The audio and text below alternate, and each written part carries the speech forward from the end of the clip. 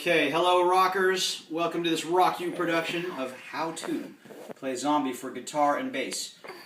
George S., Andrew, and Sabrina, you guys can go somewhere else. This is just for George K., Sienna, and Christopher. We'll start with guitars. We are going to capo the 3rd fret. Now normally we wouldn't use a capo on this song, but it's much easier to sing for Sabrina if it's on the 3rd fret. And since we're already using a capo on the 3rd fret for Love Me Again, we may as well just keep it there. Or maybe we'll do this one first, it doesn't matter. But the chords you're going to play, and there's only 4 of them. Guitars again, there's only 4 of them. Remember, guitars are lazy. The first one's in E minor. But normally when you play an E minor, you play all 6 strings, like this. In Zombie, you're only going to play the bottom 3 or 4 strings. You're not going to play the top B and E strings. And we call them the top even though they're on the bottom, but they're on the top of the musical scale, that's why. So the first chord is this E minor with only the top or bottom half of the guitar. The second chord is a C. Same thing though, only the bottom strings. Now normally you'd make a C this way, and you wouldn't play the top string. Or you'd make a C this way, and play the top string. But this time, just to make things easier, we're just going to make a C like this. We don't need that B string, so we're not going to use it. And again, we're only going to play, and we're going to play this bottom string in the bass. Normally you wouldn't play that, but it sounds good in this one. Then you just slide your 2 fingers up to a G. Again, normally a G would be this or this, but we're only going to play the top, bottom half of the guitar. And now, this one's the easiest of all. You're just going to play a 1 note. It's the 2nd fret. It happens to be an A. If the capo wasn't on, you were playing the 2nd fret down here, it would be an F sharp. So it's just this. Okay? And if you really feel ambitious, you can play a D chord and use your thumb to play that. But you don't really hear that in the song much. Dolores O'Riordan, who sings the song, doesn't play it. She just plays that. So it sounds like this.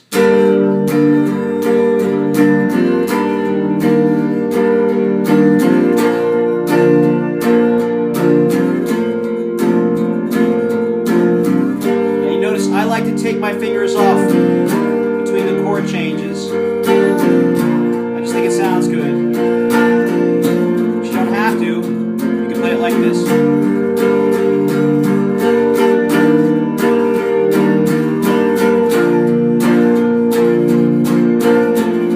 It just sounds a little boring. So it's better to take your fingers off. And again, you're not playing these down here. You're just playing this. Those are the only chords. E minor, part of a C, part of a G, and 1 single little finger on the A. Except that it would be the F sharp if you didn't have the capo, but don't worry about the letters. And we're going to have 2 guitars in this. You're each going to play, Sienna and George K.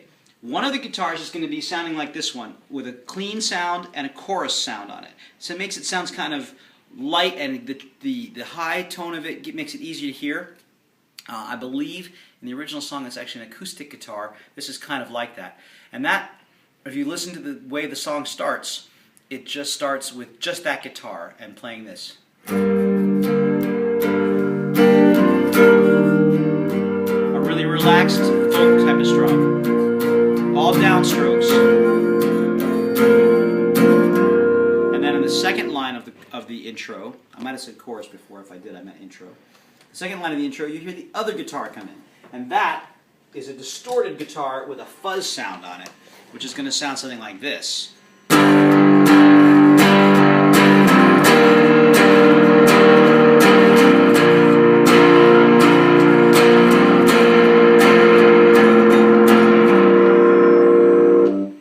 that's pretty much the whole song. There's 1 or 2 other little bits I'm going to teach you, but that's pretty much it. 1 person playing the clean chorus guitar, 1 person playing the distorted fuzzy guitar.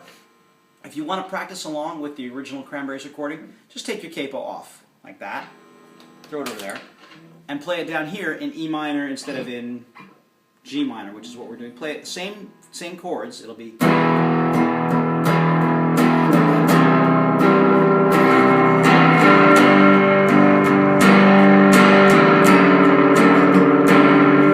That's it. The only other thing I want to teach you is the little run that comes at the end of the parts before the chorus. It comes at the end of the intro, and it comes, I think, at the end of the little bridges between the choruses. And it goes like this. You start on the 10th fret, because we're capoed. Normally you'd start on the 7th fret if we weren't. Start on the 10th fret, and it's 10, 11, 8, 10, 6, 8, 5, 6, 5. Then you move up to the B string, 3, 3, 0. Take the note off. So let me do that again without saying the numbers.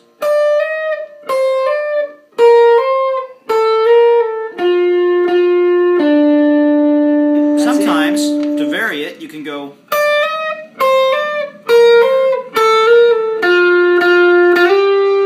So slide your finger up to the 5th fret, or just play the open E string. Sounds pretty good. And when we get to the solo part, that's what it's going to be. It's just going to be.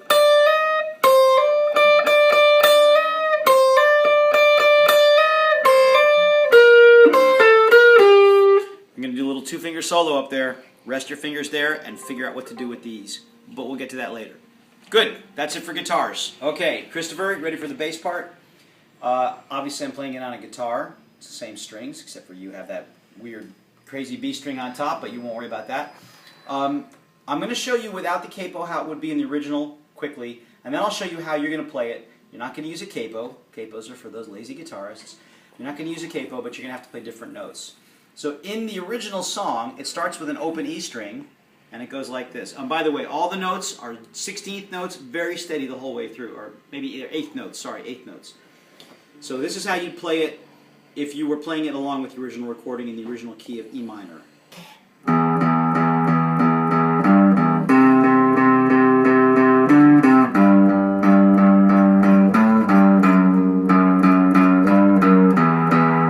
Okay? That's just so you can play along with the recording if you want to. However, we're doing this in the key of G minor. So you have to start in G, and there's a few different ways you can play this, and it depends. What do you feel more comfortable with? Do you feel more comfortable with using one box and just going up and down the strings? Or do you feel more comfortable staying down here near the neck or near the open strings? Or do you feel more comfortable staying at one string? So I'll show you each way, and you decide also based on whatever is the proper bass technique, because I don't know. Method number 1, stay in that box between the 3rd and the 6th frets.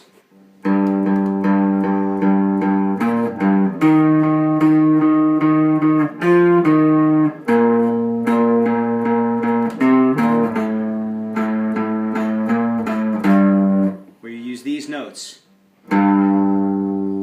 G, B flat, E flat.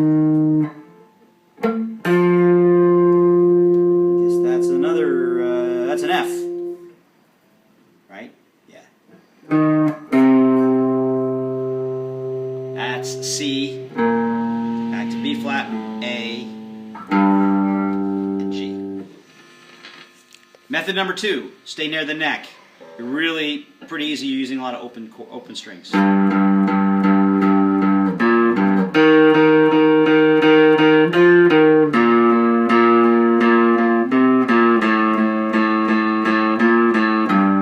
was wrong. You only use one open string, the A string. And finally, this is the method that I kind of like, where you're going to do a lot of your playing on the low E string. Well, it's your only E string because you're not playing bass. And after you do the first bit, you're going to switch to the 6th fret of the A string. Then you're back on the B string for the whole rest of it. And